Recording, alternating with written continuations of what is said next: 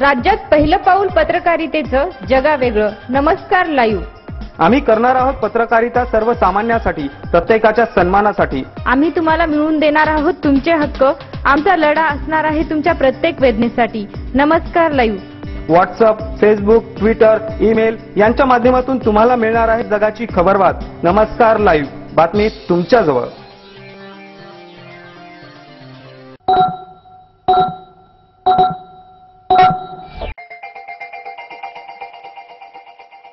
नमस्कार, मी भुजंग चव्हाण. आज दिनांक 16 ऑक्टोबर 2014. आपण ऐकत आहात नमस्कार लाईव्हचं सायंकाळचं बातमीपत्र. सुरुवातीला हेडलाईन्स. सीएम पदासाठी भाजपामध्ये रस्सीखेच. देवेंद्र फडणवीस, एकनाथ खडसे, नितीन गडकरी मुख्यमंत्री पदाच्या शर्यतीत. देशात 3 ठिकाणी दहशतवादी हल्ल्याची शक्यता. गृह खात्याकडून दक्षतेचा इशारा. देगलूरमध्ये डॉक्टर शैलेंद्र विभूते यांना मारहाण. दिवसभर देगलूरचे दवाखाने बंद. 40 वर्षीय महिलेचा जळून मृत्यू, पती देखील अत्यावस्थ. आता बातमीपत्र विस्ताराने. दहशतवादी हल्ल्याची नजर आता भारताकडे वळल्याचं दिसत आहे. आत्मघाती हल्ले होण्याची भीती आहे. गृह खात्याकडून दक्षतेचा इशारा देखील देण्यात आलेला आहे. काश्मीरमध्ये ईद दरम्यान आयएसआय या दहशतवादी संघटनेचाही झेंडाही दिसून आलेला आहे. नेमकी काय स्थिती आहे आणि नेमकी काय आहे दहशतवाद्याचे हल्ले मनसुबे? अल कायदा, इंडियन मुजाहिदीन, लष्कर, आयएसआय या दहशतवादी संघटनांमध्ये संघटनावाढीसाठी भर झालेला आहे. दहशतवादी अल कायदा या अतिरेकी संघटनेच्या माध्यमातून हल्ले करू शकतात. अल कायदाचे अतिरेकी पर्यटन ठिकाणांना लक्ष्य करू शकतात. भारतामध्ये आत्मघाती हल्ले करण्याची तयारी अल कायदा या संघटनेने केलेली आहे. यासाठी इंडियन मुजाहिदीन, जैश ए मोहम्मद, लष्कर ए तोयबा, आयएसआय आदी दहशतवादी संघटना एकत्र येऊन काही शहरांवर दहशतवादी हल्ले करू शकतात. त्यामध्ये सर्वात प्रथम रडारवर आहे गोवा, बंगळुरू आणि अमृतसर या ठिकाणी दहशतवादी हल्ले होण्याची भीती आहे. महाराष्ट्रात पुढील सरकार भाजपाच्या नेतृत्वाखाली बनण्याची शक्यता जवळपास सर्व जनमत चाचण्यांनी वर्तवली आहे. त्यामुळे भाजपामध्ये मुख्यमंत्री पदासाठी आज रस्सीखेच सुरू असल्याचं दिसून येते.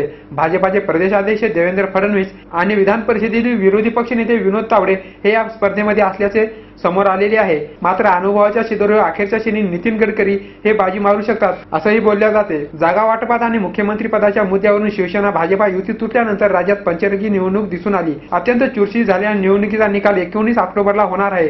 मात्र जनमत चाचण्याचे निकाल आणि निष्कर्ष आतापासूनच येत आहेत. त्यानुसार भाजपा सर्वात मोठा पक्ष राहणार असल्याचे दिसून येते. त्यामुळे भाजपामध्ये सीएम पदासाठी रस्सीखेच सुरू आहे. वेळ झाली आहे छोट्याशा विश्रांतीची. तुम्ही ऐकत राहा नमस्कार लाईव्हचं बातमीपत्र. आरोग्य, व्यवसाय, शिक्षण व आर्थिक प्रगतीतील अडथळ्यांचे मूळ कारण म्हणजे वास्तुदोष. आमच्याकडे कौटुंबिक अडचणी, व्यवहारातील समस्यांवर खात्रीशीर सल्ला मिळतो. आपल्या राहत्या घराचे वास्तुदोष काढा आणि झपाट्याने प्रगती करा. नवीन बांधकाम वास्तुतज्ञाच्या सल्ल्यानेच करा. आमच्याकडे वास्तुविषयक सल्ला तसेच रत्न व रुद्राक्ष वापराबद्दल खात्रीशीर मार्गदर्शन मिळेल. संपर्क इंजिनियर अनिरुद्ध शिरसाट, 97 64 02 22 99. शुभेच्छा पाठवा सुंदर बुकेसह. संपूर्ण भारतात आणि 190 देशात कुठेही बुके पाठवण्याची सोय फक्त फ्लॉवर अँड फ्लॉवर्सवर. Bouquet, stage decoration, room decoration आणि कार डेकोरेशनचे सृजनशील नाव flower and flowers, center point, Shivajinagar, Nanded. संपर्क 73 50 62 56 56. प्रत्येक समारंभाची रंगत वाढवतात ती फुलं आणि फुलाची रंगत वाढवतात flower and flowers. Wooden, ceramic आणि ग्लास फ्लॉवर पॉट साठी तसेच स्टेज डेकोरेशन, रूम डेकोरेशन आणि कार डेकोरेशन साठी संपर्क करा. Flower and flowers, Shivajinagar, Nanded. संपर्क 73 50 62 56 56. विश्रांतीनंतर पुन्हा एकदा आपलं स्वागत. देगलूर शहरातील शिवम नेत्र रुग्णालयाचे स्पेशालिस्ट डॉक्टर शैलेंद्र विभूते यांना काल दुपारच्या सुमारास एका रुग्णाने येऊन मारहाण केल्याची घटना घडली.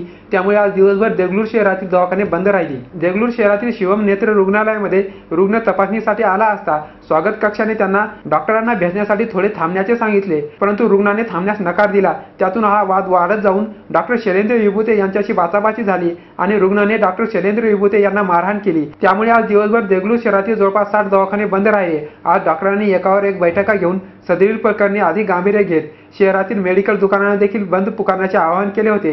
डॉक्टरांची रुग्णालय बंद राहिली असली तरी देखील मेडिकल दुकाने मात्र बहुतांश करून चालूच होती. डॉक्टरला मारहाण केल्याचा हा दुसरा प्रकार शहरामध्ये घडला असून या प्रकरणी डॉक्टर निर्वाणीच्या स्तरावर येऊन ठेपलेले आहेत, अशी माहिती आमचे देगलूरचे वार्ताहर देसाई यांनी दिली आहे. धर्माबाद शहरातील गांधीनगर येथील लक्ष्मी रमेश टाक ही महिला काल रात्री झोपली असता त्यांचे पती रमेश टाक हे विडी पिता असताना लक्ष्मी टाक यांच्या साडीला आग लागून त्या 90% जळल्या. त्यांचे पती रमेश टाक हे त्यांना विझवण्यासाठी प्रयत्न करत असताना त्यांना देखील आग लागल्याने ते 80% जळाल्याची माहिती आहे. लक्ष्मी रमेश टाक यांचा आज सकाळी जिल्हा रुग्णालयामध्ये उपचारादरम्यान मृत्यू झाला असून पती रमेश टाक यांच्यावर उपचार चालू आहेत.